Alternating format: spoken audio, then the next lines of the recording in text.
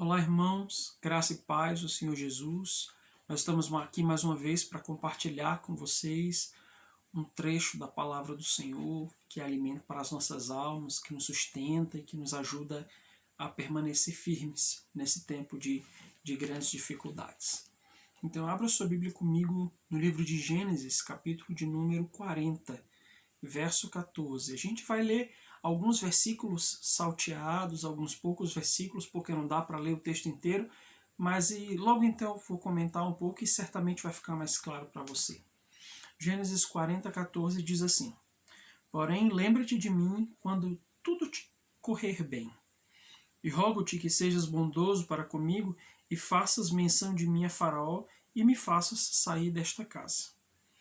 Porque de fato fui roubado da terra dos hebreus, e aqui nada fiz para que me pusessem nessa masmorra. Aí o versículo 23 diz: O copeiro-chefe, todavia, não se lembrou de José, porém dele se esqueceu. Aqui nós temos um texto, um trechinho da história de José, da saga de José, que começa em Gênesis capítulo 37. E nesse trecho que a gente leu, José já chegou na prisão, ele foi preso por causa da acusação, né, de suposta tentativa de abuso por parte da mulher de Potifar, e ela arma toda aquela cilada para José, de maneira que ele vai ser acusado injustamente e vai parar naquela prisão. E nessa prisão, ele ganha a confiança do conselheiro, do carcereiro, porque onde José estava, ele era abençoado, ele prosperava, e ali na prisão ele ganha a confiança do carcereiro e fica encarregado dos demais presos. E lá vão parar dois presos específicos, o copeiro e o padeiro de Faraó, que foram presos por uma determinada situação. E aqueles dois homens ali na prisão têm um sonho, né? Cada um tem o seu sonho, e eles ficam angustiados no dia seguinte, porque aquele sonho lhes perturbou, e eles gostariam de saber qual que era a interpretação.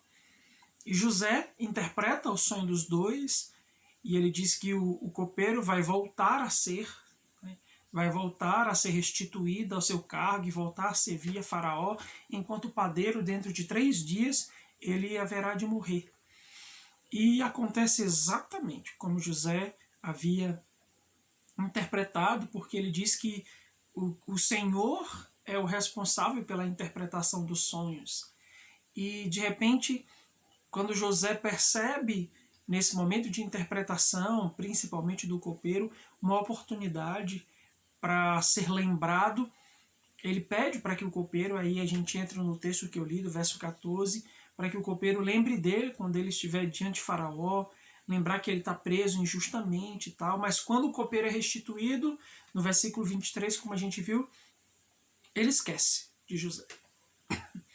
Esse parece ser um texto bem simples, mas ele traz algumas reflexões, ou pelo menos nós podemos refletir de maneira um pouco mais aprofundada nele. A primeira coisa é: você já se sentiu um tanto esquecido? Você já passou por situações na sua vida nas quais você se sente completamente esquecido? Parece que as pessoas ao seu redor esqueceram de você, parece que as pessoas de alguma forma te desprezam, parece que inclusive Deus esqueceu de você. E aí você procura, dentro daquela situação, algumas razões, uma compreensão, tenta entender os porquês, os motivos pelos quais você está atravessando aquela situação, e a única coisa, ou a única verdade, ou o único sentimento que você encontra, que você tem na pele, é essa sensação de esquecimento, de desprezo. Era exatamente assim que José estava se sentindo. E é exatamente assim como nós nos sentimos em alguns momentos das nossas vidas. Parece que em alguns momentos Deus nos coloca em situações nas quais nós nos sentimos completamente esquecidos. De tempos em tempos isso acontece na nossa vida. Mas qual que é o objetivo disso?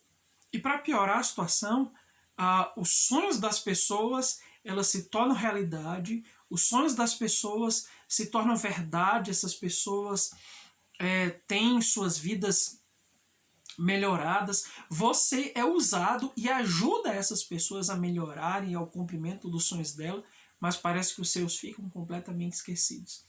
Isso nos parece muito louco ou muito contraditório, né? Às vezes nós ajudamos pessoas a concretizar os seus sonhos e parece que os nossos ficam guardados. Nós ajudamos pessoas a serem lembradas e parece que nós mesmos somos esquecidos. Era assim que José se sentia. Mas o fato é que a prisão era um estágio na vida de José. E a revelia do que nós pensávamos, a prisão era o estágio final, aquele mais próximo da concretização do sonho de Deus na vida dele. Olha que coisa interessante, né?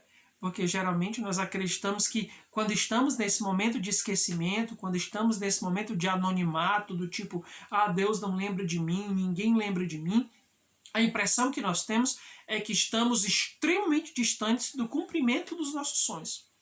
Mas no caso de José, ele estava a um passo de tornar-se o governador do Egito, ou seja, aquela situação em que ele estava vivendo era a antessala do cumprimento do sonho dele.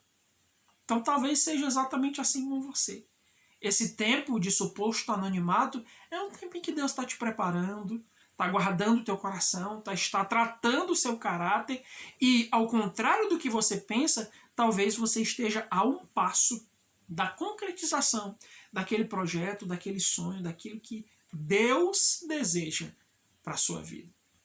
Então, amados irmãos, nos sentimos assim, quando nos sentimos assim, é normal nos sentirmos dessa forma. E nem sempre é porque estamos distantes do cumprimento daquilo que Deus tem para as nossas vidas. Mas certamente existe um propósito. Eu venho falado bastante sobre essa questão de propósito, porque é uma palavra que Deus tem incomodado bastante o meu coração a respeito de propósito. Por que todas as coisas estão acontecendo nas nossas vidas? Por que temos passado por determinadas etapas? Isso faz muito sentido quando nós descobrimos o propósito de Deus para a nossa história. E certamente a etapa do anonimato é uma das etapas do cumprimento do propósito de Deus. E não é simples se sentir esquecido, não é simples se sentir sozinho. Poxa, eu estou aprisionado, isso parece tão injusto para mim. Eu não mereço esse tipo de coisa. Eu não fiz nada para que eu estivesse na situação em que eu estou até agora. Porém, nem sempre aquilo que estamos vivendo está relacionado a mérito ou não. Tem a ver com o propósito, com a ação de Deus. Quando José vai parar injustamente na prisão, havia o dedo de Deus nesse processo. Quando José ele foi vendido pelos seus irmãos, havia o dedo de Deus nesse processo. Quando José foi parar na casa de Potifar, havia o dedo de Deus nesse processo. Quando o copeiro esqueceu-se de José, quando estava diante de Faraó, havia o dedo de Deus nisso. Ou seja, as coisas que nos acontecem, que acontecem aos homens e mulheres de Deus que o amam e que temem, geralmente elas têm o dedo de Deus. E nós precisamos atentar para essa verdade. Porque quanto mais nós nos disponibilizamos a viver o propósito de Deus, mas ele vai tratar com o nosso caráter, com quem nós somos, com as nossas dificuldades e com a nossa própria história. Então, meu irmão, se você se sente esquecido esses dias, se você se sente sozinho esses dias, pode ser que isso faça parte de um processo que Deus está trabalhando no seu coração e certamente esse tempo vai chegar. E vai chegar o momento em que Deus vai te tirar dessa prisão e vai te colocar no lugar que Ele determinou para que você vivesse. Amém? Deus abençoe sua vida, medite nessa palavra e deixe que o Espírito Santo alcance o teu coração e te encha da alegria da presença dEle. Deus abençoe. Amém.